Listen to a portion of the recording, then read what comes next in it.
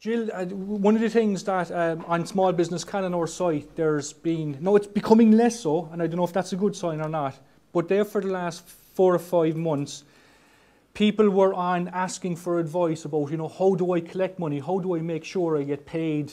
Yeah. And this guy is trying to put me out to 3 months. This guy is just avoiding my phone calls. As an accountant, have you any tips for, what should we be doing? Like Trevor said, what should we be doing up front before we place the service? Well, I suppose up front, we're in a totally different time, even to this time last year, and I would be saying whatever your policy was last year, you probably need to change it if you have debtors.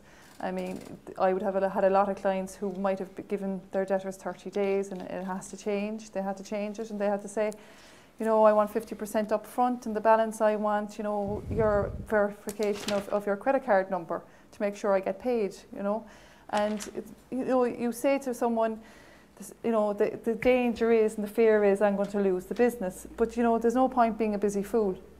And at the end of the day, if you make a sale to someone and you don't get paid, you've just spent your time, your energy, and your product when you could have been trying to chase actually business who would agree to your credit terms and who had the money to spend and who weren't just. So that's what I'm advising clients. You need to have fresh policies for 2009.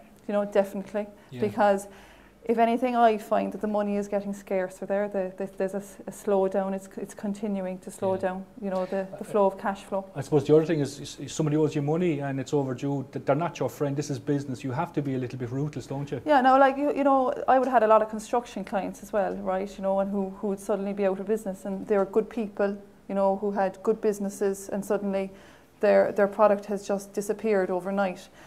And a lot of those, you have to take on the chin. They might be clients again in 2 years' time.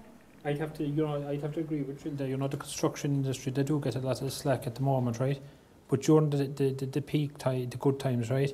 I ran a managed service business, and they were definitely the quickest to pay in terms of the monthly and signing up for direct debits. So it's very easy. Kick someone when they're down, but that was just my experience.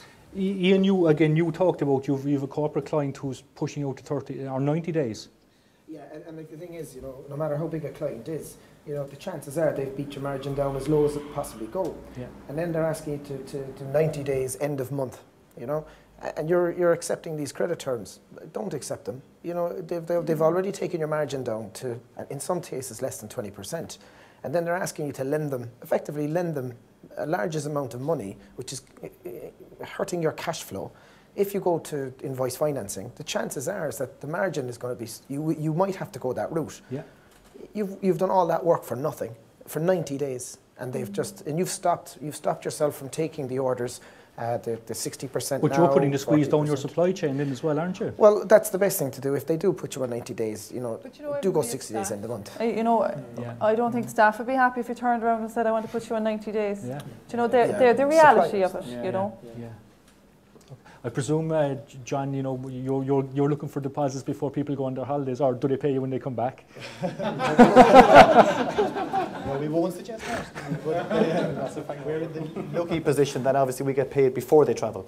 So it's not as much of an issue for us. But what we do find is that obviously the booking window is much shorter, whereas before people would have booked, now for next summer, now people are ringing on a Monday, want to get away from Neil Prendeville and recession and everything else, and just going out the door, And have you covered off the PayPals and paying online and all those issues? Yes, we were actually lucky because at the start, trying to get a merchant for us was very important, because if predominantly we are online, getting a merchant to be able to take payments online was essential. We had tried, we tried twice, and we were turned down twice with different banks.